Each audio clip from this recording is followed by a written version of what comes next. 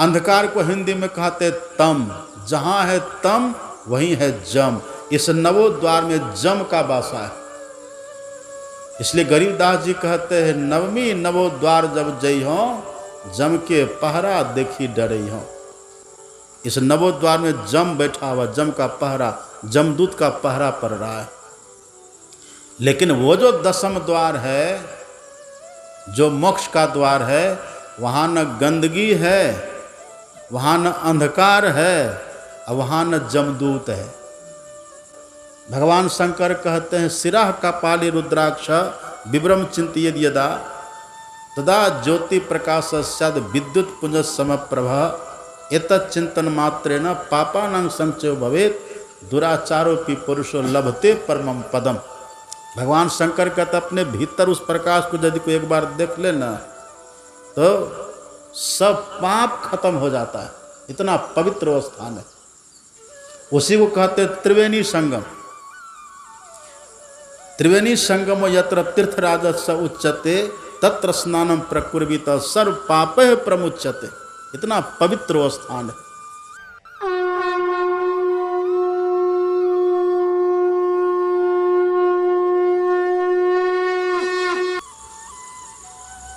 जीवन मुक्त ब्रह्म पर चरित सुनहि तजी ध्यान जे हरि कथा न करहि रति तिनके हिय पाखान। तुलसीदास जी कहते हैं जो हरि की कथा न करे, जो सत्संग न करे, जो सत्संग वचन को नहीं सुने, उनका जो हृदय है पत्थर की तरह, वह पाषाण है, पत्थर की तरह।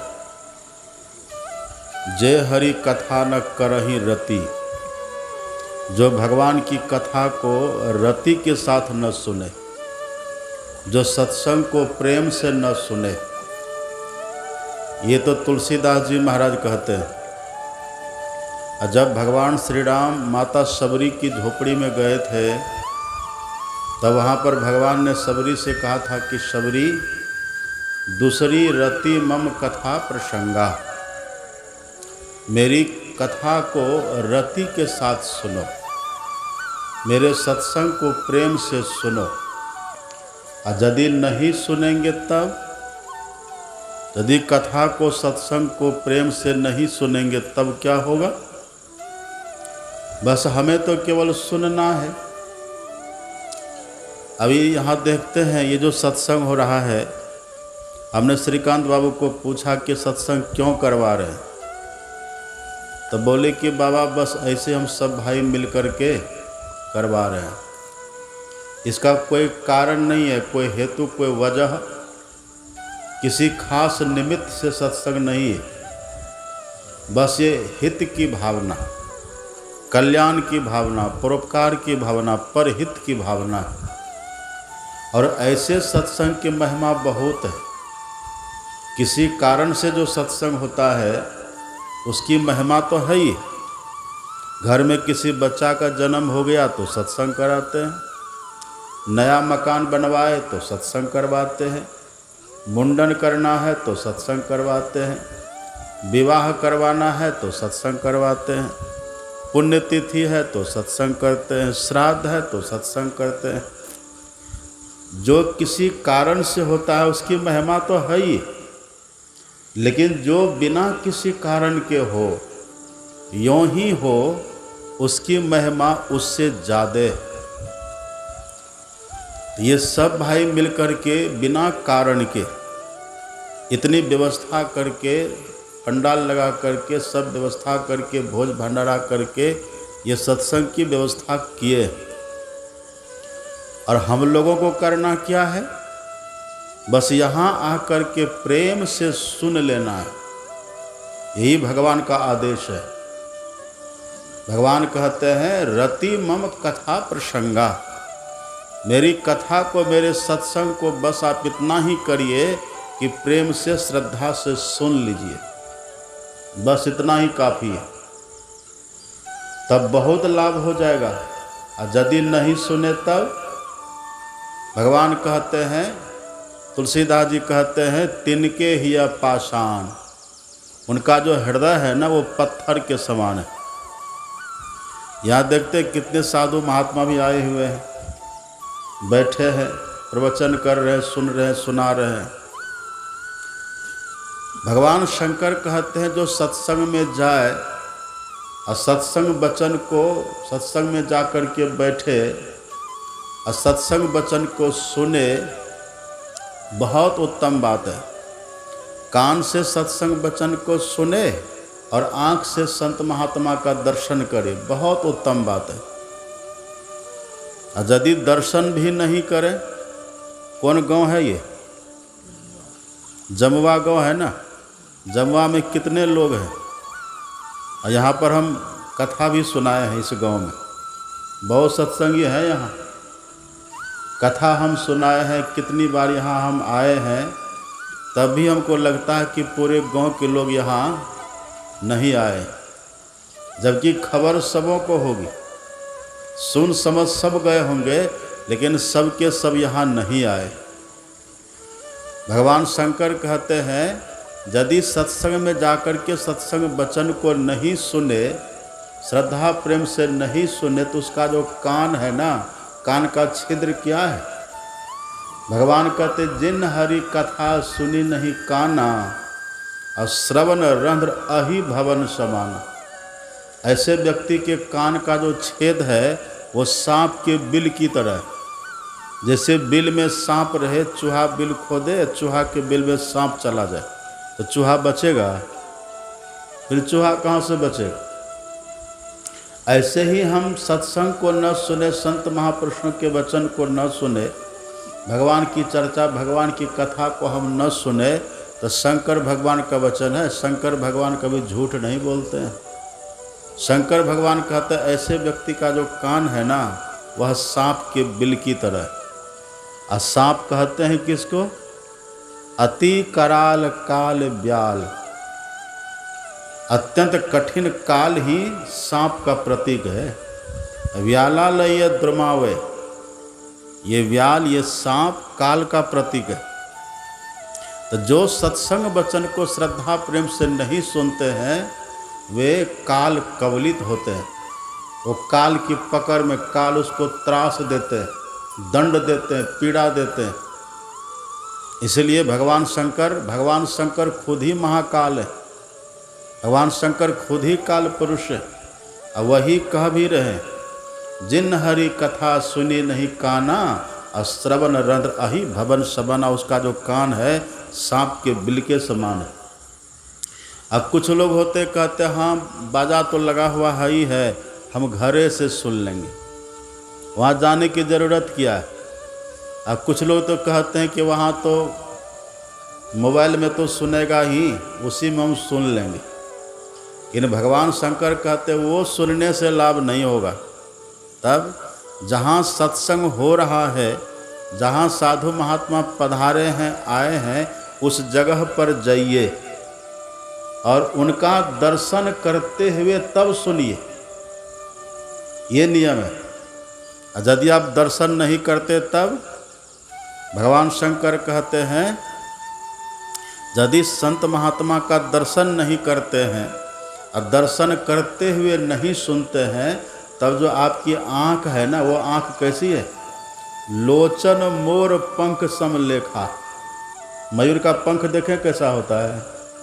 आप मयूर के पंख को देखिएगा, उस पर आँख का चित्र बना रहता है, लेकिन दिखाई पड़ता है। आँख का बस फिगर मात्र है, उससे दिखता नहीं है। ऐसे भगवान शंकर कहते जिसको आँख तो है, लेकिन संत महात्मा का दर्शन नहीं करते हैं, तो उसकी जो आँख है ना, वो आँख बस मयूर के पंख के समान है। और यदि सत्संग नहीं सुनते, कथा नहीं सुनते हैं, तो उसका जो कान है ना, वो सांप के बिल के समान है। और यदि सत्संग सुन करके, कथा सुन करके अपने हृदय में हम भगवान की भक्ति को नहीं लाए, हम मनुष्य शरीर में रहकर ईश्वर की भक्ति नहीं किए, तब भगवान शंकर ने कह दिया तो जीते जी मुर्दा है। जिन हरि भक्ति हृदय नहीं आनी, जीवत सब समान ते प्राणी।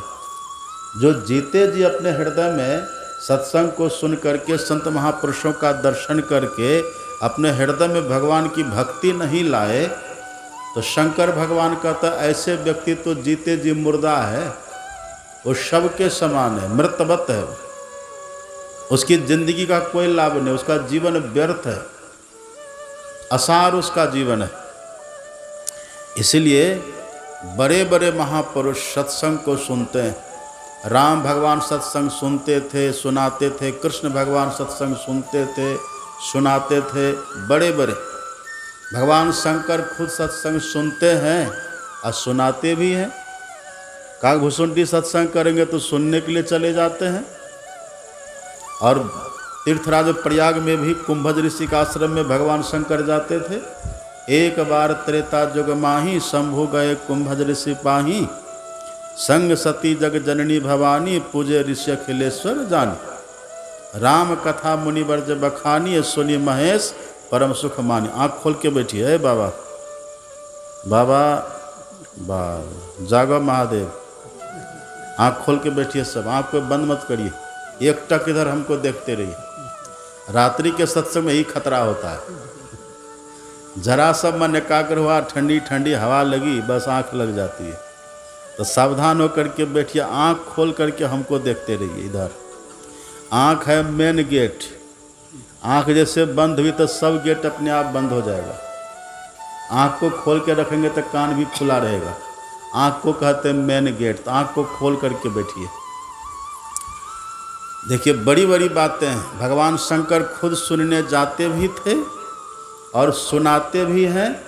और जब पार्वती माता ने पूछा कि सबसे बड़ा लाभ क्या है, तो शंकर भगवान ने कह भी दिया, गिरिजा संत समागमा समन लाभ कछुआन, और बिनु हरि कृपान होई सो गावही वेद पुराण। ये बड़ी बड़ी बातें।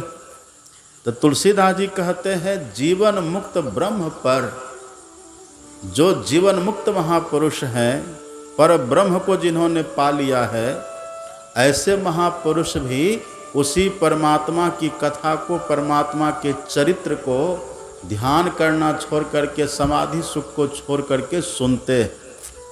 समझिए कितनी महिमा है सत्संग। और जब ऐसे ऐसे महापुरुष सत्संग को सुनते हैं, संत महापुरुष के ज्ञान को, वचन को सुनते हैं, तो हम लोग को भी तो सुनना चाहिए।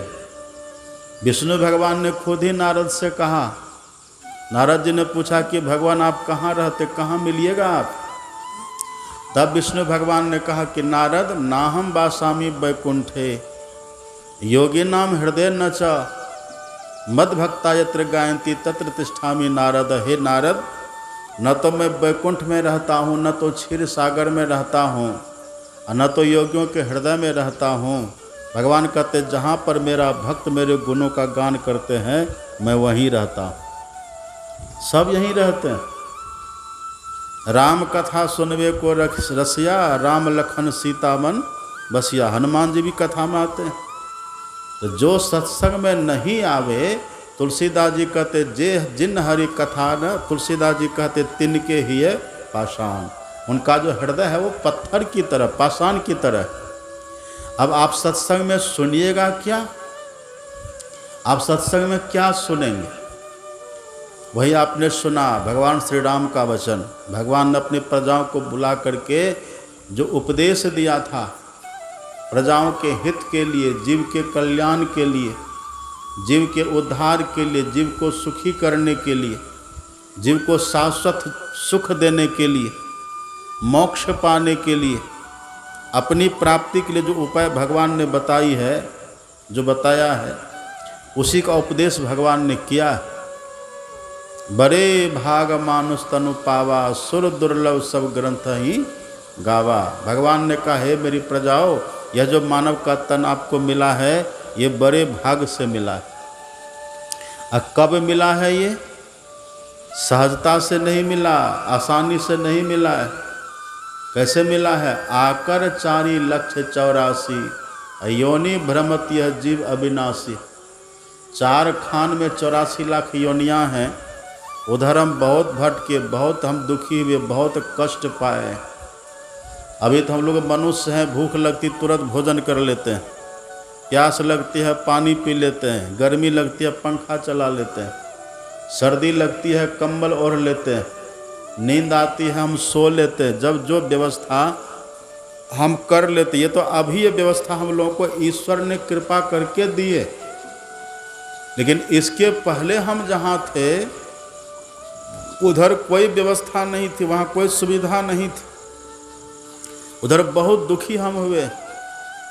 पशु पक्षी कृमि आदिक योनिन में भर में वो बहुत बार उधर हम भटके, बहुत हम दुखी हुए। सभी शरीरों में हम गए, जलचर थलचर नभचर जितने जीव है, पशु पक्षी कीड़ा मकोड़ा पेड़ पौधा जितना है, सब में हम गए। कीचड़ के कृमि में गए, विष्ठा के कृमि में गए, रक्त मूत्र पीव के कृमि में हम गए, कहाँ कहाँ गए, कितना कितना कष्ट हुआ है। और जब ईश्वर ने देखा ये जीव हमारी संतान है, ये जीव मेरा अंश है, तब कृपा करके परमात्मा ने आप और हमको ये मानव का तन दे दिए। ऐसे नहीं मिला है। सुन रहे थे ना हमारे गुरु महाराज की वाणी, दुर्लभ मानुष तन करिए गुरु भजन, बिना रे भजन व्यर्थ जन्म नसावे, छन छन पल पल समय सिरावे, नर्तन दुर्लभ फिर नहीं पावे। बहुत दुर्लभ ये मानव का तन है। ईश्वर ने हमारे ऊपर कृपा करी, हमारा चुनाव किया, और तब हमको उधर 84 लाख योनियों से निकाल करके, कीड़ा मकोड़ा से निकाल करके, कुकर शुकर की योनियों से निकाल करके, मल मूत्र से निकाल करके, रक्त पीव से निकाल करके, गंदी गंदी जगहों से निकाल करके, अभावग्रस्त जीवन से छुड़ा करके, दुखों से छुड़ा करके ईश्वर ने बड़ी कृपा करके यहाँ हम लोगों को इस मानव तन में ला करके दे दिए। और भगवान ने कहा भी, भगवान से किसी ने पूछा कि भगवान ये 84 लाख योनियों में, 4 खानियों में आपको सबसे ज़्यादा प्रिय कौन है, आपको सबसे ज़्यादा पसंद कौन है, प्रिय कौन है?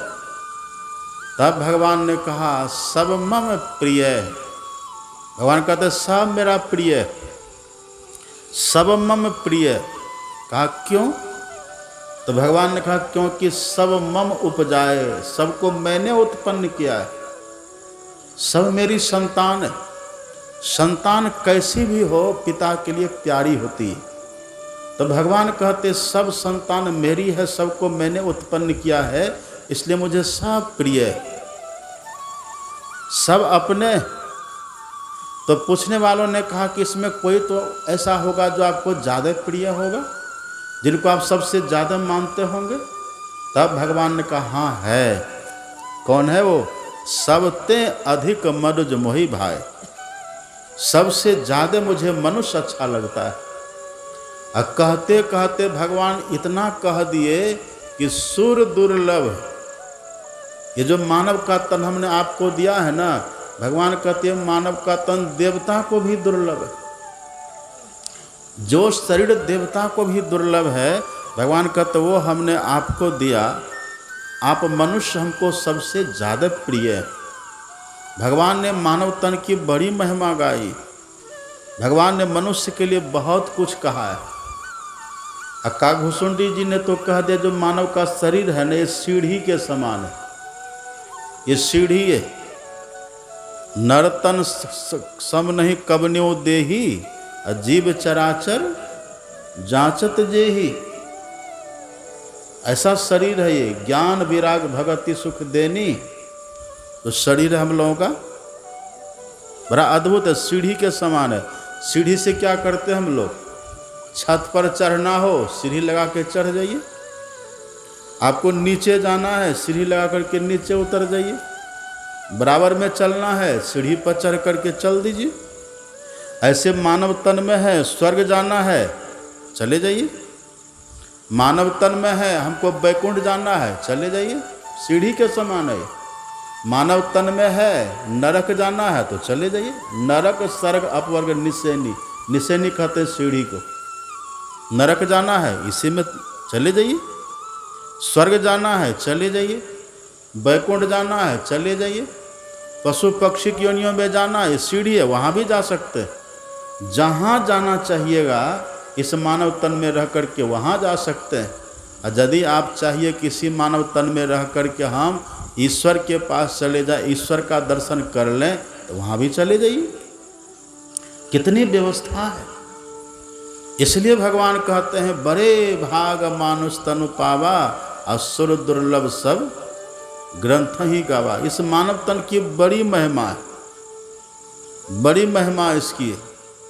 और जब भगवान को इस संसार में आने का मन करता है ना, और जब बहुत दिन तक इस दुनिया में रहने का मन करता है भगवान को, ईश्वर को भी, तो वे भी मानव तन में ही आते हैं। भगवान तो मछली के रूप में भी आए लेकिन बहुत दिन नहीं रहे, आए अपना काम करके तुरंत चले गए। भगवान तो कछुआ के रूप में भी आए लेकिन बहुत दिन तक नहीं रहे, बस सागर मंथन करवा के फिर चले गए। भगवान तो सुअर के रूप में भी आए, वराह के रूप में, लेकिन बहुत दिन नहीं रहे, बस हिरण्याक्ष का वध करके पृथ्वी को पानी से पाताल से निकाल करके जल पर स्तंभित करके फिर वो चले गए। लेकिन जब वही भगवान राम के रूप में आए तब 11,000 वर्ष तक तो राज किए हैं वो, 11,000 वर्ष समझिए राज किए। 125 साल भगवान श्री कृष्ण रहे, परशुराम जी हजारों साल जिए। इस मानव तन में जब भगवान आते हैं ना, तो बड़े शांति से अस्थायी से इस धरती पर रहते हैं। ये मानव का तन भगवान को बहुत अच्छा लगता है, इसलिए भगवान कहते सबते अधिक मनुज मोहि भाई। सबसे बढ़िया ईश्वर को ये मानव का तन लगता है, भगवान को मानव का तन लगता है। लेकिन जब भगवान अथवा कोई संत महापुरुष मानव तन की महिमा का बखान करते हैं ना, तो अन्य योनियों के जीवों को बड़ा कष्ट होता है। एक बार तो बहुत से जीव, अन्य योनियों के जीव, पशु पक्षी सब मिल करके चले गए ब्रह्मा जी के पास। अब ब्रह्मा जी से जाकर के सब कहने लगे कि ब्रह्मा जी आपने इस मानव तन में क्या बना दिया, आखिर इस मानव तन में खासियत क्या है, इसमें विशेषता क्या है। मर्यादा पुरुषोत्तम भगवान श्री राम खुद जिनकी बड़ाई कर रहे हैं, आखिर इसमें क्या खासियत है। तो ब्रह्मा जी ने कहा तो ठीक है, मनुष्य को भी बुला लिया जाए, उन्हीं से पूछा जाए। तो एक मनुष्य को भी इस धरती पर से ब्रह्मा जी बुला लिए। ऐसे महापुरुष एक कहानी सुनाते हैं। और जब यहाँ से एक मनुष्य भी गए, उधर बहुत से पशु पक्षी भी ब्रह्मा जी के पास, तो सबसे पहले घोड़ा सामने आया। घोड़ा ने कहा कि ब्रह्मा जी आप कहते कि मनुष्य बड़ा अच्छा है, आपने देखिए हमको बनाया, मेरी पीठ पर आपने एक सीट बनाई, घोड़ा पर एक आदमी ने चढ़ना चाहिए, आपने मुझे बनाया, मेरी पीठ पर आपने एक सीट बनाई, लेकिन ये मनुष्य कैसा निर्दयी है, आप हमें बनाए, ये मनुष्य तांगा बना लिया। तांगा समझते हैं ना, टमटम, टमटम बना लिया। अब सीट बनाए एक, ये टमटम बना करके 12-12 को बैठा देता है। इसको आप अच्छा कहते हैं? इतना क्रूर है। और कहते हैं इधर भगवान कह रहे बड़े भाग मानुष तनु पावा। इतना क्रूर है, हमको पसीना पसीना कर देता है। एक सीट आपने बनाया तो 12-12 को बैठाता है। इतने में उधर से भेड़ आ गया। भेड़ ने कहा कि मनुष्य की आप बड़ाई कर रहे हैं, बड़े भाग मानुष तनु पावा, क्या खासियत है इसमें? आपने मेरी देह पर ये रुआं दिया है, भेड़ का बाल आप जानते हैं ना, ये रुआं आपने दिया, ये मनुष्य कैसा सब रुआं को काट काट करके कंबल बना लेता है। कोई कंबल बनाता है, कोई स्वेटर बनाता है, कोई मफलर बनाता है, हमको ऐसे कर देता है। ये मनुष्य ये अच्छा है। उधर से बकरी आ गई। बकरी ने कहा कि भाई साहब आपका तो रुआं मुड़ता है, ये तो मेरा गला ही मुड़ लेता है, ये हमको छोड़ता है। और जैसे बकरी कह रही थी, उधर से मुर्गा भी आ गया। मुर्गा ने कहा कि ब्रह्मा जी ये जो मनुष्य है ना, ये 9 दिन करता है दुर्गा दुर्गा, और 10वां दिन करता है मुर्गा मुर्गा। इसको आप कहते बड़े भाग मानुष तनु पावा। क्या इसमें खासियत है? ये तो धरती को नरक बना करके रखा है। क्या इसमें विशेषता है? तब मनुष्य ने कहा कि इसीलिए हमारी विशेषता क्योंकि हम बलशाली हैं। अब जैसे कहा हम बलशाली तो उधर से सिंह आ गया, कहा आओ हमसे भिड़ो, अगर बलशाली तो हमारे सामने आओ। सिंह के सामने जाइएगा? सिंह ने कहा कि बलशाली होता आओ मेरे सामने। तब मनुष्य ने कहा कि नहीं नहीं हम बड़ा विवेकी हैं। आ गया हंस, कहा आओ मेरे सामने निर्छिर का विवेक कर लो। कौन करता है?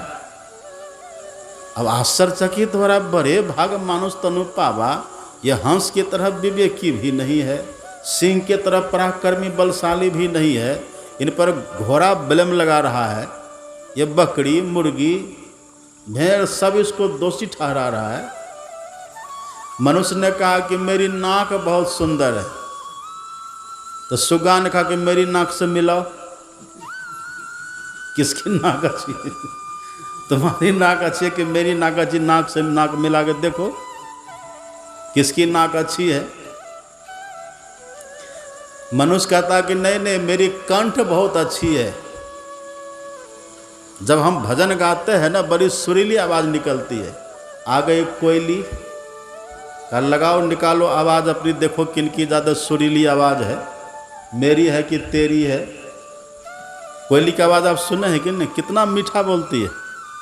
और तुलसीदास जी लिख भी दिए, काक हो ही पिक बकऊ मराला। पिक कहते हैं कोयली को। कोयली की आवाज़ बड़ी प्यारी, जब कोयली बोलती है ना लोगों का कान उधर बरबस खींच जाता है। बड़ा प्यारी बड़ा मधुर बोलती है कोयली। कब मिलाओ मेरी आवाज़ से मिला लो किसकी आवाज़ अच्छी है। मनुष्य ने कहा कि नहीं नहीं हम इसीलिए बरभागे क्योंकि हम चालाक बहुत होते हैं, हम चालाक हैं। कौवा ने कहा हमसे ज़्यादा चालाक हो तुम। आखिर इस मनुष्य में विशेषता क्या है? भगवान जो कहते बड़े भाग मानुष तनु पावा, सुर दुर्लभ सब ग्रंथ ही गावा। हम सिंह के तरह पराक्रमी नहीं हैं और हम कौवा की तरह चालाक नहीं हैं, हम सुग्गा की तरह नासिका वाले नहीं हैं। एक मनुष्य ने कहा कि मेरी आँख बड़ी अच्छी है। मृगा ने कहा कि मेरी आँख से मिला लो किसकी आँख अच्छी है। मृगा की आँख देखिए बहुत सुंदर होती है। मृगा की जो आँख होती है ना, इसलिए जिसकी आँख अच्छी होती है उसको कहते हैं मृग नयन, मृग नयनी। मृगा ने कहा मिला लो मेरी आँख से किसकी आँख अच्छी है। आखिर इसमें खासियत क्या है, विशेषता क्या है? आँख भी देखो तो मृगा की अच्छी है, नाक भी देखो तो सुग्गा की अच्छी है। आखिर इसमें खासियत क्या है? तब भगवान ने कहा खासियत क्या है? तब भगवान कहते हैं इसमें जो खासियत है ना मानव के तन में, साधन धाम मोक्ष कर द्वारा, बस यही एक विशेषता है। इस मानव के तन में, ये जो मानव का शरीर आप लोगों का हम लोगों का है ना मानव का तन, भगवान कहते इसकी खासियत इसकी विशेषता बस यही है, साधन धाम मोक्ष कर द्वारा। इसी दो बात को याद रखिए। इसी दो कारण से ये मानव का तन सबसे श्रेष्ठ है। और सबसे कहने का मतलब क्या? केवल पशु पक्षी से, केवल पशु पक्षी से नहीं, तब सुर दुर्लभ देवता से भी मानव का तन श्रेष्ठ है। ये राम का वचन है, राम भगवान बोल रहे हैं। भगवान कहते हैं मानव का तन देवता से भी श्रेष्ठ है। कारण क्या? बस यही दो मेन कारण है, साधन धाम और मोक्ष कर द्वारा। इसी बात को खूब बढ़िया से गांठ बांध लेना है। कोई आपसे पूछे कि मानव का तन सर्वश्रेष्ठ क्यों है, मानव का तन देव दुर्लभ क्यों है, मानव का तन 84 लाख योनियों में सबसे बढ़कर विशेष खास क्यों है, तो बस एक ही इसका उत्तर है, साधन धाम मोक्ष कर द्वारा। ये दो विशेषता होने से ये मानव का तन सबसे श्रेष्ठ है। साधन धाम मोक्ष कर द्वारा। अब सवाल होता है साधन किसको कहते हैं। ये जो आप और हम सबका मानव का तन है ना, ये मानव का तन साधन धाम है। धाम का अर्थ होता है घर, और साधन किसको कहते हैं। 3 शब्द को याद रखिएगा, एक होता है साधक, और दूसरा होता है साधन, और तीसरा होता है साध्य। साधक, साधन, साध्य। तो भगवान कहते जो मानव का तन है, ये मानव का तन ही साधन धाम है। और साधक कौन है? इसी मानव के तन में रहने वाला जो जीवात्मा है ना, आप और हम जो है, इस मानव की देह में रहने वाली जीवात्मा ही साधक है। ये मानव के तन में जितने जीव हैं सब साधक है, ये साधक है। और भगवान कहते साध्य क्या है? तो साध्य है मोक्ष, साध्य है ईश्वर का दर्शन, साध्य है हमें हमारा अपना दर्शन, हम खुद का दर्शन करें, ईश्वर का दर्शन करें, हम मोक्ष को पाएं, यही है साध्य। ये साध्य है। और इस साधक को, मानव तन में रहने वाले जीवात्मा को, इस साधक को साध्य की प्राप्ति करने के लिए, मोक्ष की प्राप्ति करने के लिए, ईश्वर की प्राप्ति करने के लिए, ईश्वर का दर्शन करने के लिए, अपना दर्शन करने के लिए जो साधन चाहिए, वो सब साधन की व्यवस्था इसी मानव तन में, और कहीं नहीं है। और दूसरी देह में रहने वाले जीव को साधक भी नहीं कहते हैं। साधक इसी मानव तन की देह में रहने वाले, मानव तन में रहने वाले जीव को कहते हैं, क्योंकि इसी मानव तन में साधन है। असाध्य, असाध्य कहने का भाव ईश्वर का दर्शन, मोक्ष की प्राप्ति। जब भी मोक्ष की प्राप्ति होगी ना, जब भी ईश्वर का दर्शन होगा, अब मोक्ष की प्राप्ति कहने का मतलब सभी दुखों से छुट्टी, किसी भी तरह का दुख हमारे जीवन में न रहे, न दैहिक ताप रहे, न भौतिक ताप रहे, और न दैविक ताप रहे। दैहिक, दैविक, भौतिक तीनों ताप सब छूट जाए। न कभी सिर में दर्द हो, न घुटना में दर्द हो, न पेट में दर्द हो, न कभी टीबी हो, न अल्सर हो, न कैंसर हो, कोई रोग न हो। घर में रह करके न तो हमको बच्चों से टेंशन हो, परेशानी हो, न तो पुत्र से हो, न तो पुत्री से हो, न तो पत्नी से हो, न तो पति से हो, अड़ोसी पड़ोसी किसी से कष्ट हमें न हो, अथवा देवात कोई कष्ट न हो जाए, रास्ते चलते हमारा एक्सीडेंट न हो जाए, हम पेड़ पर से नीचे न गिर जाएं, हम अग्नि में जल करके मर न जाएं, हम नदी में डूब करके मर न जाएं। ये किसी भी तरह का कष्ट, किसी भी तरह का दुख न हो, उसी को कहते हैं मुक्ति। और सबसे बड़ी बात क्या है, इन सभी दुखों की जड़ क्या है, सभी क्लेशों की जड़ क्या है, सभी दुखों का मूल क्या है, सभी दुखों का जन्म कहाँ से होता है, सभी दुख हमारे जीवन में आता क्यों है, होता क्यों है, कारण क्या है। हम लोग को गुरु महाराज जी ने रटा दिया है, रटा, रोज हम लोग गाते हैं, रटा दिए हैं सदगुरु महाराज जी। क्या गाते हैं हम लोग रोज? आवागमन सम दुख दूजा है नहीं जग में कोई। आवागमन, आवागमन किसको कहते हैं? आवा का मतलब होता है आना, आने का मतलब जन्म, जन्म, जन्म लेना, और गमन का मतलब जाना, मतलब मरना। ये जो जन्म और मरण है, ये जो आवागमन है, सभी दुखों की जड़ यही है, सबकी जड़ यही, सबका मूल यही है। पुनरपि जननम पुनरपि मरणम, अब पुनरपि जननी जठरे से न, बारंबार मरना, अब बारंबार जन्मना, अब बारंबार माता की जठराग्नि में सोना, ये सभी दुखों की जड़ है। इससे जो हम छूट जाए, इसी छूटने को कहते हैं मोक्ष। जहाँ जाकर के सब छूट जाए। अब कहाँ जाकर के छूटिएगा? जन्म मृत्यु के चक्कर से कहाँ छूटिएगा? यदि आपसे कोई 2 प्रश्न करे, बहुत ध्यान से सुनिएगा, आँख खोल के बैठिए। आपसे यदि कोई 2 प्रश्न करे, 84 लाख योनियों में जाने से कैसे बचिएगा, पहला प्रश्न ये, और दूसरा प्रश्न जन्म मृत्यु के चक्कर से कैसे छूटिएगा, क्या कहिएगा? यदि 2 प्रश्न आपसे कोई करे, 84 लाख योनियों में जाने से बचने का क्या उपाय है, पहला प्रश्न, और दूसरा प्रश्न जन्म मृत्यु के चक्कर से छूटने का क्या उपाय? हमको मरना ही न पड़े, हमको जन्मना ही न पड़े, अब माता के पेट में 9 महीना तक हमको नहीं रहना पड़े, इससे छूटने का उपाय क्या है, क्या कहिएगा? या हम अभी मानव के शरीर में हैं, आज न कल तो हम मरेंगे। अब मर करके कबीर साहब कहते लख 84 भ्रमी के, अब लख 84 भ्रमी के पाँव पर अटके आए, अब की पासा ना पड़े तो फिर 84 जाए। हम अभी मानव के तन में है, मर करके 84 लाख योनियों में हम चले जाते हैं। ये संत महात्मा का अनुभव, उनका देखा हुआ है। तो ऐसा हम क्या करें जो 84 लाख योनियों में हम नहीं जाए, हम मरे और फिर से मनुष्य ही बन जाए? ऐसा हम क्या करें?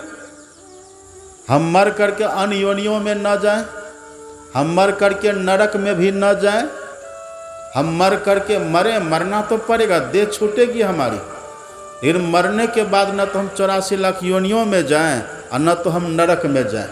इसके लिए क्या उपाय है, इसका उत्तर कहिए। और दूसरा सवाल, ये जन्म और मृत्यु से ही हम छूट जाएं, न कभी जन्मे न कभी मरे, इसका क्या उपाय, क्या कहिएगा? इसका उपाय है, इसका साधन, इसकी व्यवस्था इसी मानव तन में है। इसलिए भगवान कहते साधन धाम। ये दोनों उपाय मानव तन के सिवा दूसरा किसी भी तन में नहीं होता है। ये दोनों उपाय छोटा उपाय है, ये साधारण आपको लग रहा है। हम मरे फिर से मनुष्य ही बने, ये आपको मामूली लग रहा है? लोग मर करके पहले तो भूत प्रेत बन जाता है। दीवाने मन भजन बिना दुख पहियो, अब पहला जन्म भूत के पहियो, 7 जन्म पछतई हो, आ कांटे पड़ले पानी न पहियो, प्यासन ही मरी जइहो, दीवाने मन भजन बिना दुख पहियो। और सूरदास जी कहते हैं, सूरदास जी की वाणी में पढ़िए, भजन बिनु बैल बिराने हुई हो, 4 पाँव गुंग मुख, 4 पाँव 2 सिंह गुंग मुख, तब कैसे हरि गुण गई हो? तब कैसे गाइएगा? टूटी कंध और फूटी नाकुनी, कौलो धौ भूस खइयो, भूसा खाते रहिएगा। कितनी दुर्दशा है, कितनी फजहती है। तो हम मर करके बैल न बने, हम मर करके भूत प्रेत न बने, हम मर करके 84 लाख योनियों में न जाएं, ये साधन है इस मानव तन में।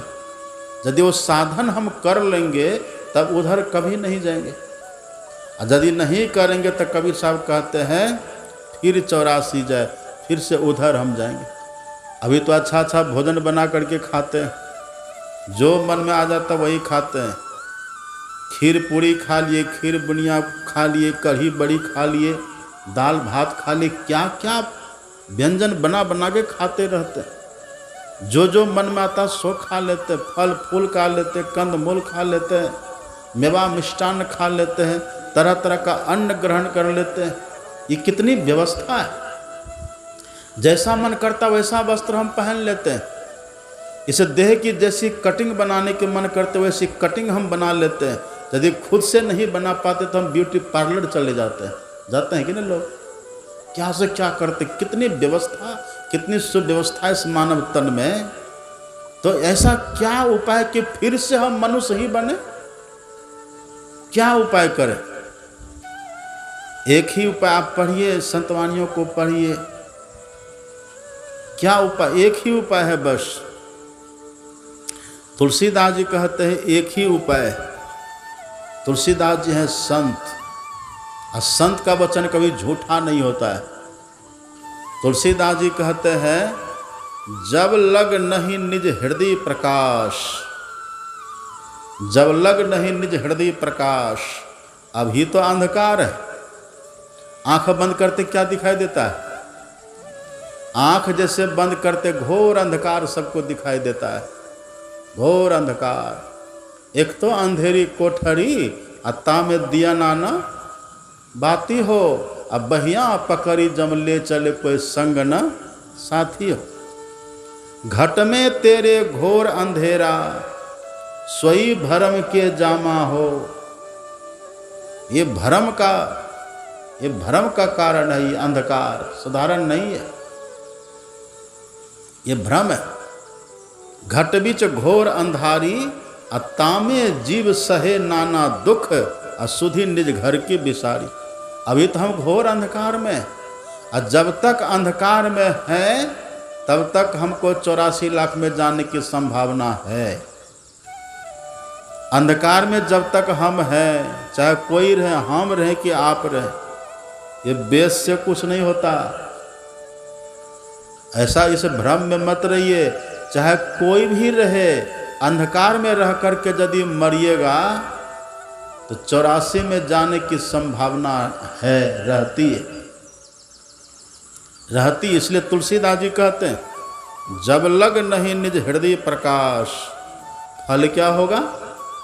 अरु विषय आस मन माही। विषयों की आशा, अंधकार में विषयों की इच्छा बनी रहती है।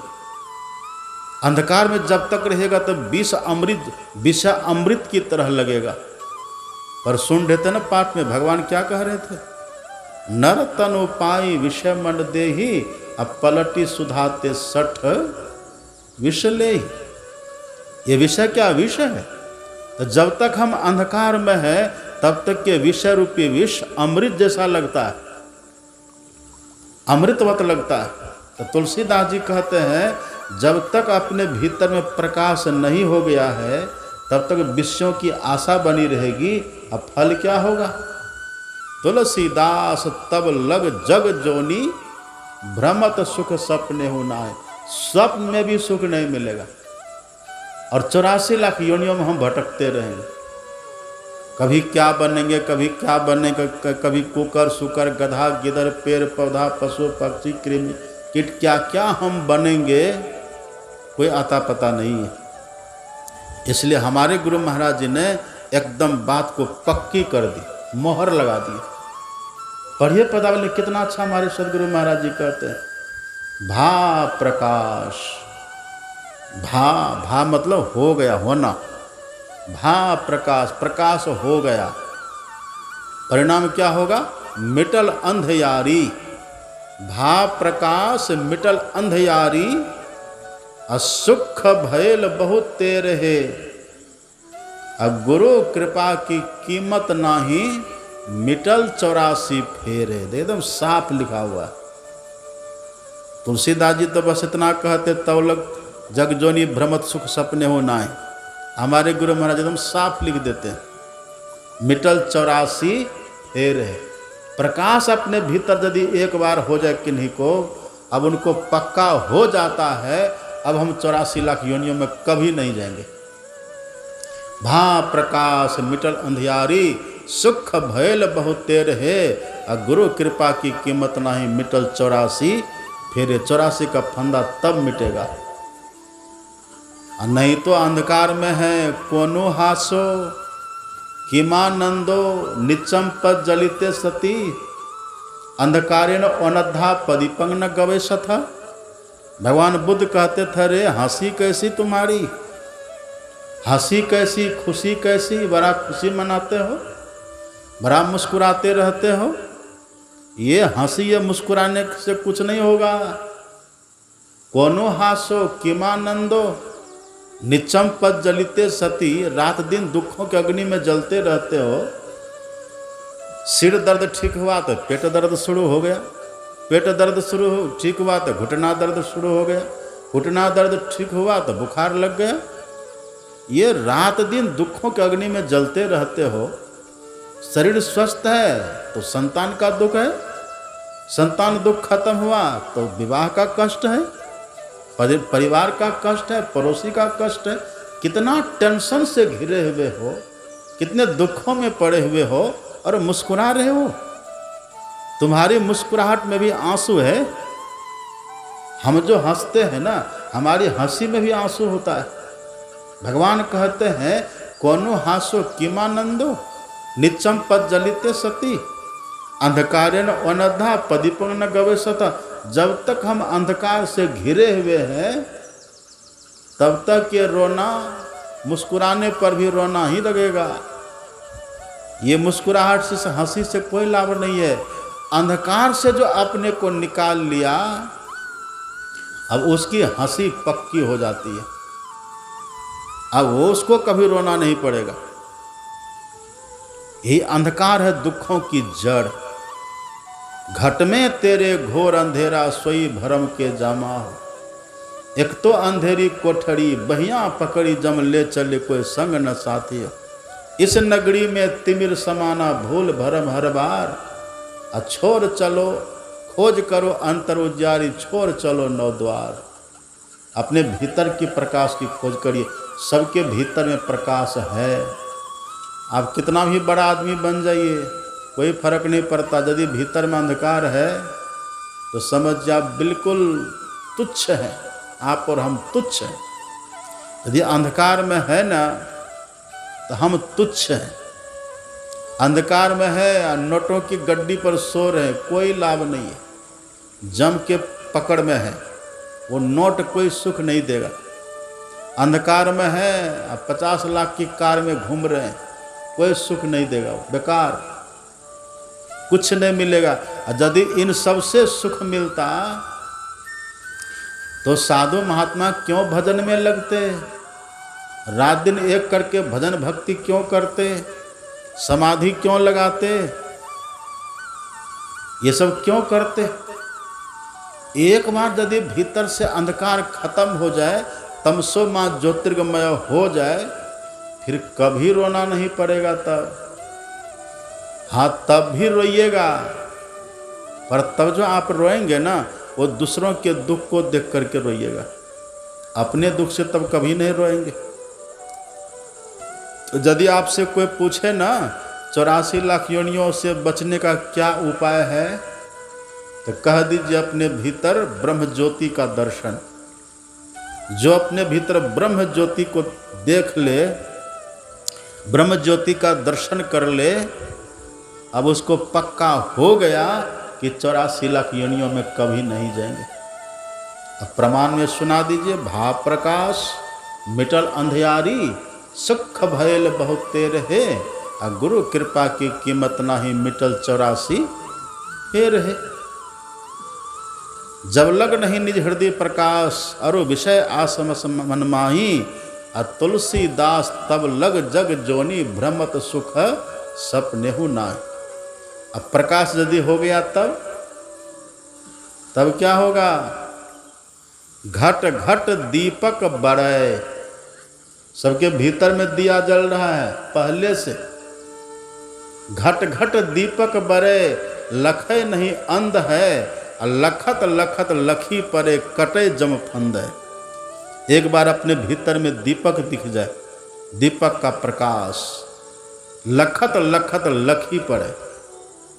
जो युक्ति जान करके भजन भेद ले करके तब अपने भीतर में देखने का अभ्यास करते हैं, अपने भीतर में देखने की कोशिश करते हैं, तो देखते देखते उनको अपने भीतर में भीतर का दीपक का प्रकाश दिख जाता है। दीपक बरत ज्योत जगमग तारे होत। चांदनी पूर्ण चंद्र लखत जी जुरावई रेखी। एकदम जुरा जाइएगा, भीतर शीतल हो जाएगा। और शीतल का मतलब बर्फ की तरह शीतल नहीं। शीतल का मतलब कोई ताप आपके भीतर तब नहीं रहेगा। संस्कृति संताप से कांप रहे, भव भौर भ्रमत जीव हाँफ रहे। तिन्हें ढाढ़स दे समुझाए कहे गुरु नाम सुमर सत्संतों ने। अभी तो हम संस्कृति संताप से कांप रहे हैं। हमारे भीतर संताप है, ताप है हमारे भीतर। दुख दाह दारिद्र दंभ दूषण, ये सब हमारे भीतर भरा हुआ है। एक बार यदि प्रकाश हो जाए अपने भीतर में, वो प्रकाश होते ही दीपक बरत जोत, जगमग तारे होत, चांदनी पूरन चंद्र लखत जी जुरावई रेखी। दीप ज्वालेंदु खद्योत विद्यु नक्षत्र भास्वरा, वेद वचन है ये। अपने भीतर में दीपक का प्रकाश, ज्वाला का प्रकाश, चंद्रमा का प्रकाश, तारा का प्रकाश, अनेक तारा का प्रकाश, बिजली का प्रकाश। हमारे गुरु महाराज जी कहते हैं, खोज करो अंतर उजियारी, दृष्टिवान कोई देखा है। गुरु भेदी का चरण सेव कर भेद भक्त पा लेता है। निस्दिन सुरत अधर पर कर कर अंधकार फट जाता है। अंधकार खत्म हो जाएगा, फिर पीली नीली लाल सफेदी शाही सन्मुख आता है, और छट छट छट छट बिजली छटके भोर का तार दिखाता है। चंदा उगत उदय हो रवि हूँ, चंद्रमा भी उगेगा, सूरज भी उगेगा। चंदा उदत उगत उदय हो रवि हो, धूर शब्द मिल जाता है। क्या क्या प्रकाश अपने भीतर होता है। यही साधन, इसकी जो व्यवस्था है, हम कैसे इस प्रकाश को पाएं, इस ब्रह्म ज्योति को हम कैसे पाएं, ये व्यवस्था इसी मानव तन में। अभी तक हम लोगों को देखना चाहिए कि प्रकाश हुआ कि नहीं हुआ। यदि हो गया तब तो आप बरभागी, तब तो आप धन भागी। और यदि नहीं हुआ है तो आप थोड़ा प्रयास करिए। हम सबको प्रयास करना चाहिए, क्योंकि यही एक उपाय है जो आपको 84 लाख योनियों में नहीं जाने देगा। यही एक उपाय है।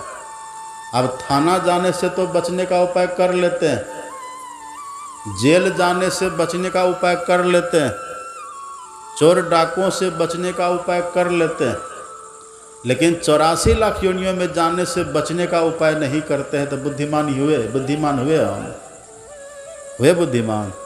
जहाँ जाना बिल्कुल तय है, उपाय है, उससे बचने का उपाय है,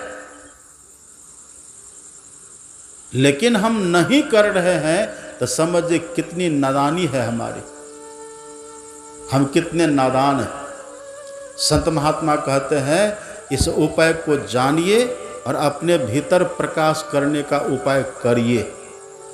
और ये मत सोचे कि बड़ा कठिन है ये। हमारे गुरु महाराज हम लोग को रटा दिए। सरल सरल जग में परचारी, बहुत सरल है। और दूसरी जगह हमारे सदगुरु महाराज जी कहते हैं, सहज ही निज काज हो, कटु साज क्या करे। सहज में यह होने वाला है। न जोगी जोग से ध्यावे, न तपसी देह जरवावे, और सहज में ध्यान से पावे। सहज में, बड़ी आसानी से सहज में ध्यान से पावे, सुरति का खेल जही आवे। सहज ध्यान धरु, गुरु के वचन समाई हो, मेली चित चराचर राखो। बस ये सब बड़ा सहज है। हम करना जो नहीं चाहते हैं, इसलिए कठिन लग रहा है। तो यदि आपसे कोई पूछे इस मानव तन में ऐसी क्या व्यवस्था है जिससे हम 84 लाख योनियों में न जाए, तो कह दीजिए बस अपने भीतर में दृष्टि योग की साधना करके, बिंदु ध्यान करके, अंधकार को खत्म करके प्रकाश पा लीजिए। सुस्मनिया में मोरी नजर लागी, अगल बगल कहूँ दृष्टि न डोले, सन्मुख बिंदु पकड़ लागी। अगर ये क्रिया आप करेंगे, ये साधन आप करेंगे, तो ब्रह्म ज्योति खुल गई अंतर में, निशी अंधियारी हदस भागी। अपने भीतर प्रकाश हो जाएगा। और वो प्रकाश जैसे हुआ, बस अब 84 लाख में कभी नहीं जाएंगे। कितना सुख मिलेगा, अब कल्पना करिए कितना आपको अच्छा लगेगा। और आपको पता है, यदि मरने से पहले हम ज्योति को पा लिए, ब्रह्म ज्योति में चले गए, तो देह छोड़ करके मरने के बाद हम जाएंगे कहाँ, हम पहले जान जाएंगे। सुन रहे सब, सुन रहे कि सो रहे? जागा महादेव, सीधा को बैठिए सब। अब बस खत्म कर देंगे। क्या कह रहे थे हम? क्या कह रहे थे? भूल गए ना?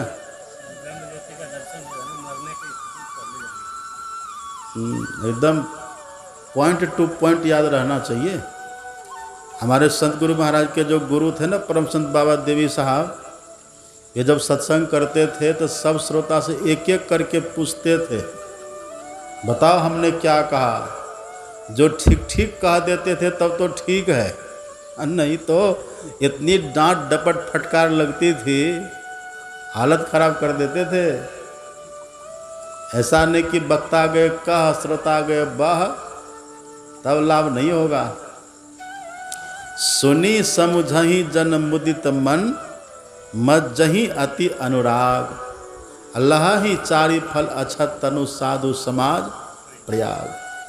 तो बस 84 लाख योनियों में जाने से बचने का एक ही उपाय, अब बड़ा सरल युक्ति जान करके जो करेंगे हो जाएगा।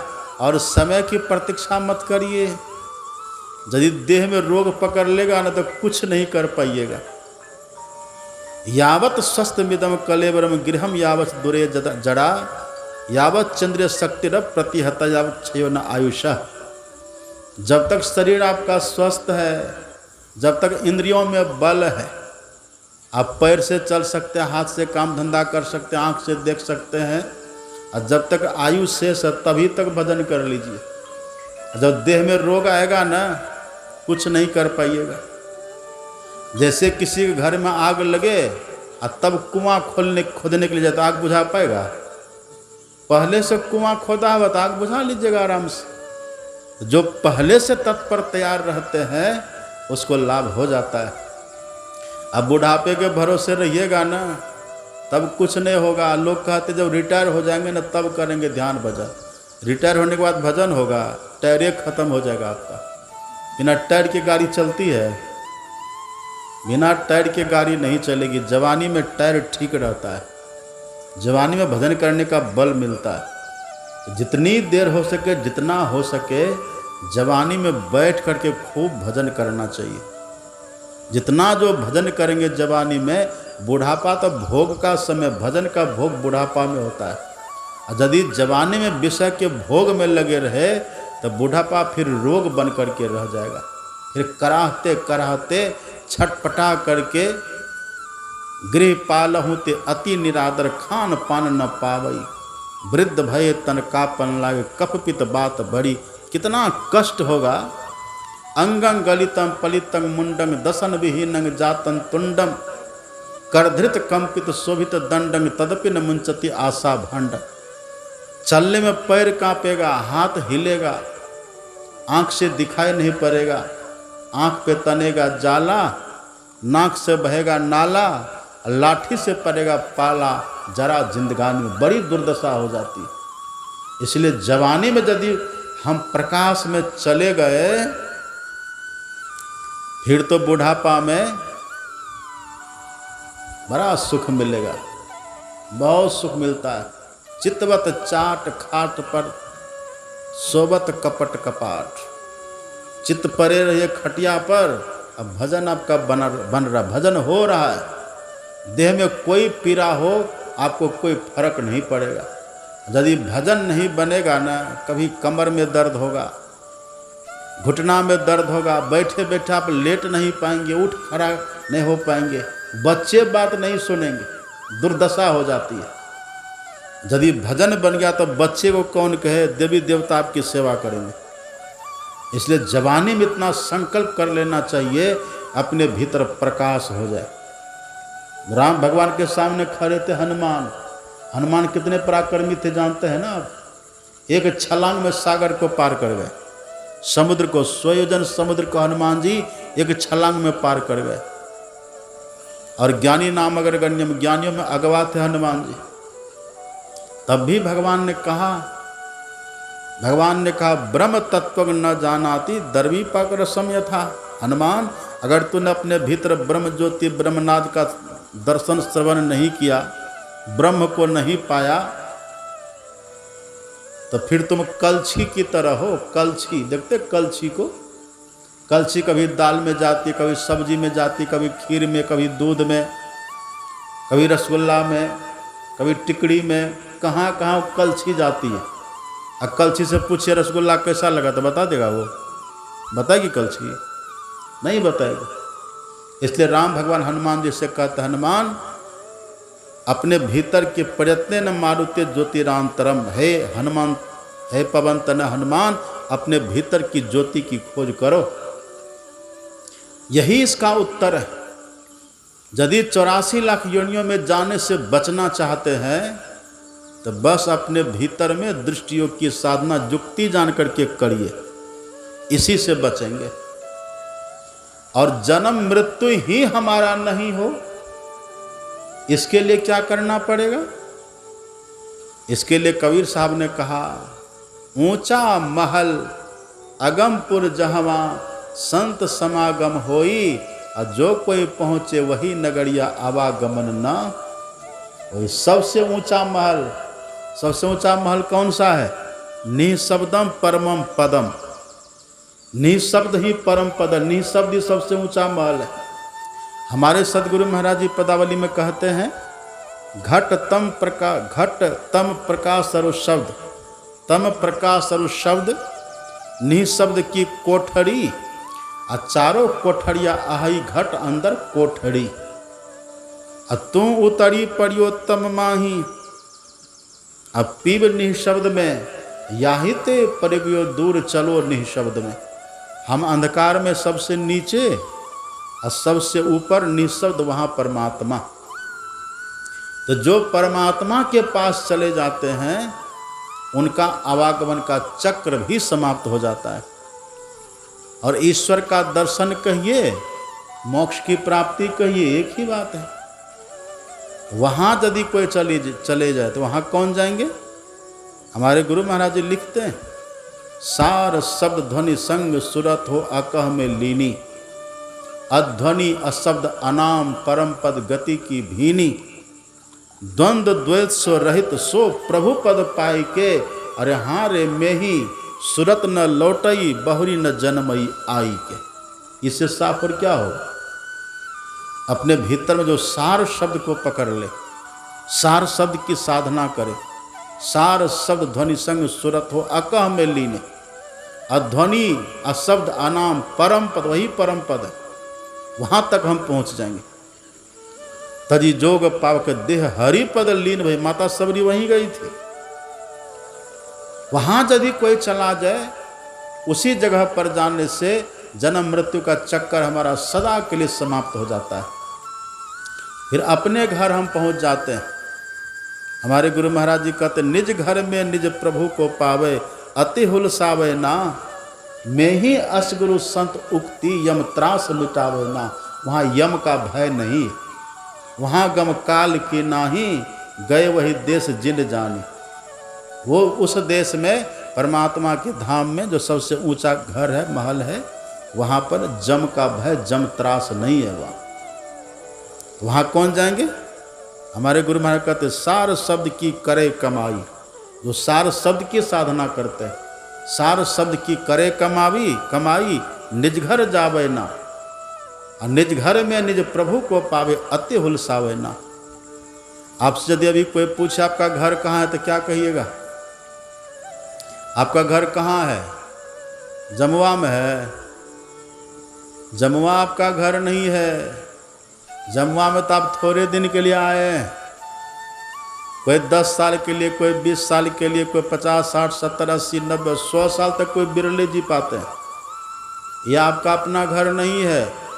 50, 60, 70, 80 साल यहाँ रहिए, और फिर दूसरी जगह जाना पड़ेगा। मुसाफिर बने हुए, अब मुसाफिर हैं। आया था सैर करने, हे मुसाफिर तो यहाँ, अथा सैर करके लौट जाना युक्त तुझको फिर वहाँ। सैर करना भूल कर निज घर बना कर टिक गया, याद कर अपने देश की, परदेश में क्यों है रुक गया? अपने देश के, अपने घर की याद करिए। ये हम लोग का अपना घर नहीं है, ये परदेश में है। अब परदेश का अर्थ होता है दूसरे का देश। अभी हम सब जहाँ है ना, ये परदेश दूसरे का देश है। किसका देश है? यह दुनिया बंदी गृह यम के, यम का देश है ये। हम सब यम के देश में रहते हैं। एक बात आप जानते हैं, जहाँ हम लोग सब रहते हैं ना अभी धरती के ऊपर, पृथ्वी के ऊपर, इसको देवताओं ने मृत्यु लोक कहा है। मृत्यु लोक। मृत्यु लोक का मतलब जहाँ पर मृत्यु का शासन है, जहाँ पर मृत्यु का अधिकार, जहाँ सबके मृत्यु होती है। हमारे गुरु महाराज जी कह देते हैं बंदी गृह यम के, एक ही बात, ये यम का जेल, यम का बंदी गृह है। तो जब तक आप और हम अपने भीतर में ब्रह्म ज्योति को नहीं पाएंगे तब तक 84 लाख में जाएंगे, और जब तक सार शब्द को नहीं पाएंगे तब तक जन्म मृत्यु का चक्र होता रहेगा। लेकिन ये प्रकाश किनको दिखेगा, अपने भीतर में प्रकाश किनको मिलेगा? इसी के लिए राम भगवान कहते हैं साधन धाम मोक्ष कर द्वारा। उसी प्रकाश में जाने का जो द्वार है, सार शब्द को पाने का जो द्वार है, परमात्मा के पास जाने का जो द्वार है, उसी द्वार को बोलते हैं मोक्ष का द्वार। क्या बोलते हैं उसी को? वही है मोक्ष का द्वार। अब मोक्ष का द्वार कहिए या उसी को दशम द्वार कहिए, उसी को आप भक्ति द्वार कहिए, उसी को मुक्ति द्वार कहिए, एक ही बात। उसी को सुषमन बिंदु कहिए, एक ही बात। भक्ति द्वारा सांकड़ा राई दस में भाव, मन ऐरावत हो ही रहा कैसे होए समाव। वो भक्ति का द्वार है, वो मुक्ति का द्वार है। लेकिन है वो किधर? अपने से आपको पता नहीं चलेगा। अपने से तो आप 9 द्वार को जानते ही, इस देह के भीतर 9 द्वार सबको ही जानते हैं। तन नव द्वार हो रामा, अति ही मलिन हो ठामा, अत्यागी चढ़ू दशम द्वार सुख पाओ रे भाई। उसी को दशम द्वार कहते हैं। दशम द्वार कहिए, मोक्ष द्वार कहिए, भक्ति द्वार कहिए, एक ही बात है। 9 द्वार को तो सब कोई जानते हैं। 2 आँख का, 2 कान का, 2 नाक का, मलमूत्र विसर्जन का, ये 9 द्वार सब कोई जानते हैं। और 9 द्वार में 3 बात है। ये पहली बात है कि 9 द्वारों में घोर अंधकार भरा हुआ है। पिंड के 9 द्वार में भरा अंधकार, घोर अंधकार है। आँख में अंधकार, कान में अंधकार, नाक में अंधकार, मुंह में अंधकार, मलमूत्र में, सब में अंधकार भरा हुआ है। और दूसरी बात है, इसमें गंदगी बहुत है, बहुत गंदगी है।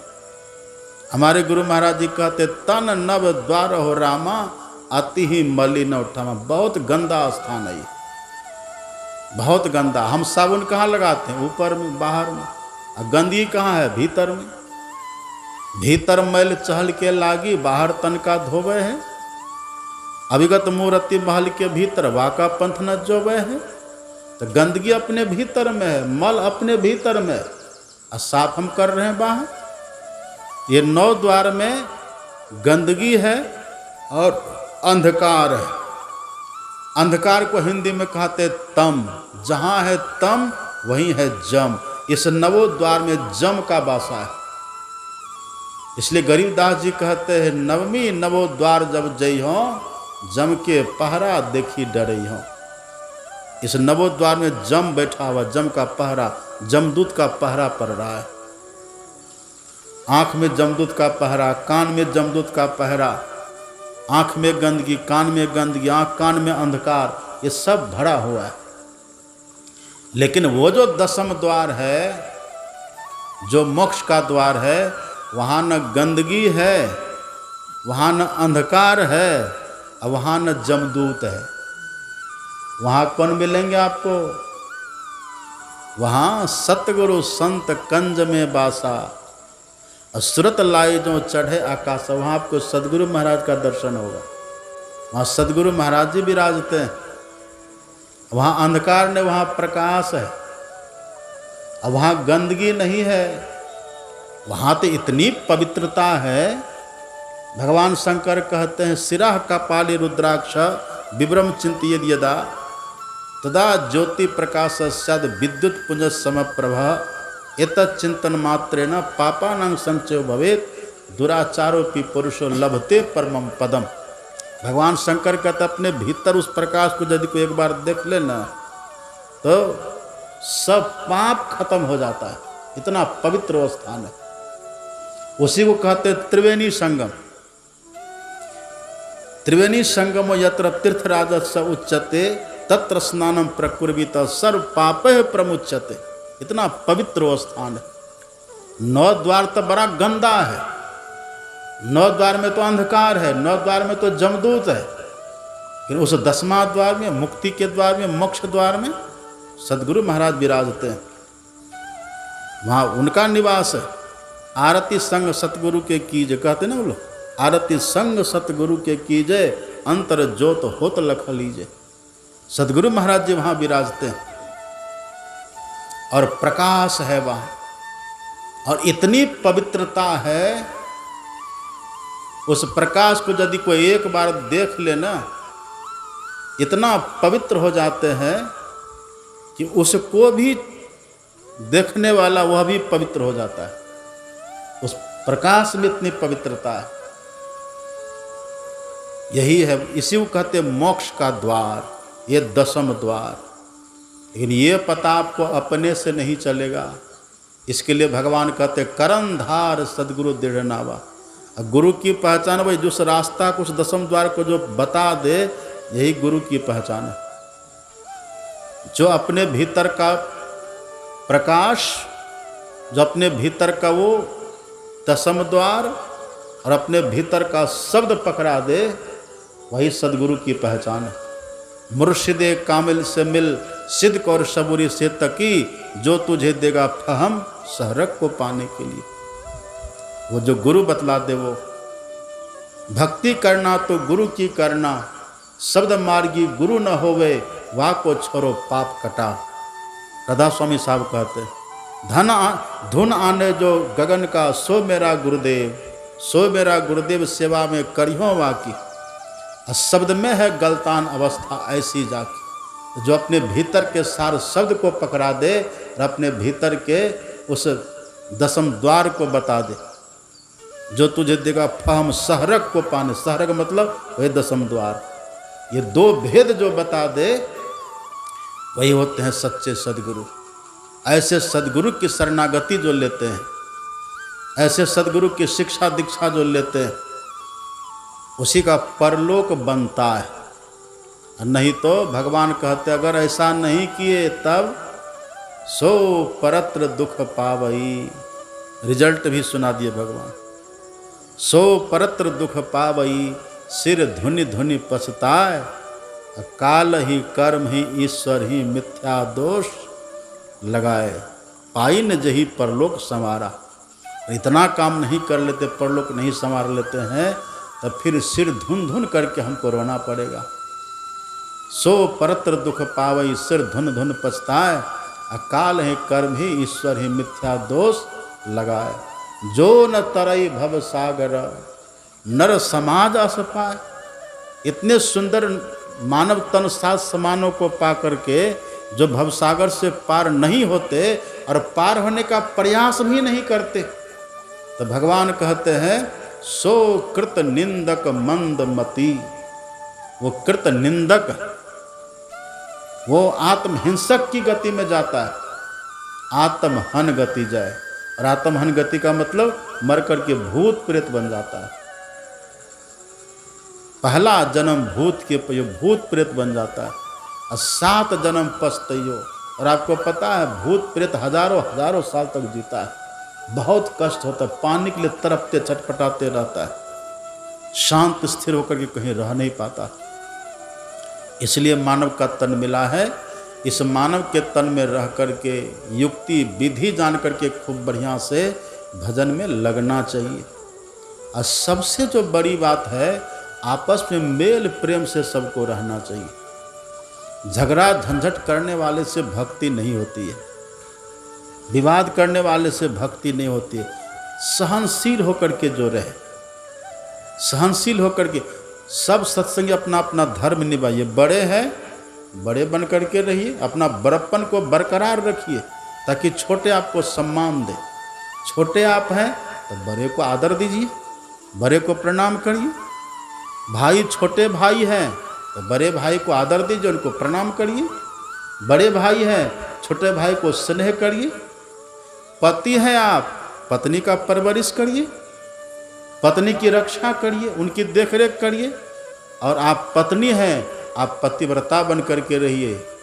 पति से ज़्यादा मुंह मत लगाइए, अपने अपने धर्म को निभाइए और सब भजन करिए, कल्याण हो जाएगा। यदि अपने अपने धर्म को छोड़ दीजिएगा ना, तब फिर तत्काल तो जो करने का कर लीजिएगा, पर बाद में पछताइएगा, बाद में बहुत कष्ट होगा।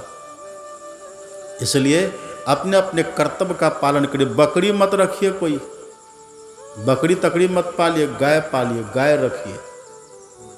मांस मछली का भोजन कोई मत करिए।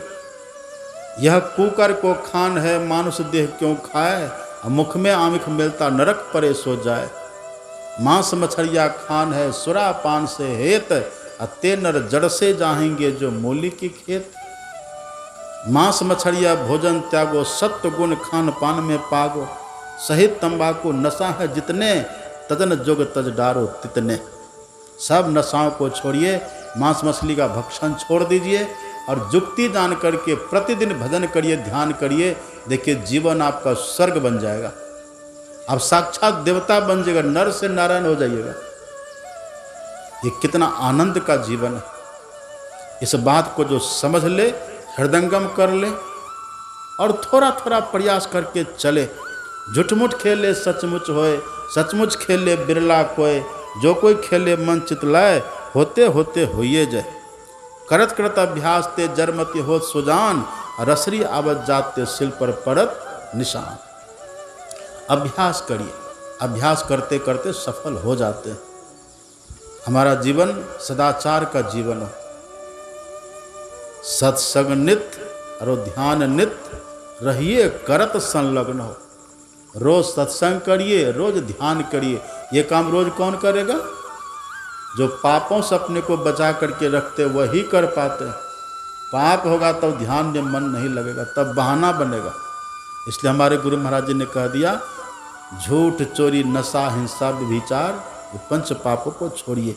सत्संग नित्य और ध्यान नित्य रहिए, करत संलग्न हो। व्यभिचार चोरी नशा हिंसा झूठ तजना चाहिए। तो पंच पापों को छोड़ करके हम रहें, सत्संग ध्यान करें, इसी में हमारा कल्याण है। अब रात्रि का समय हम सबको देख रहे हैं, झपकी आ रही है।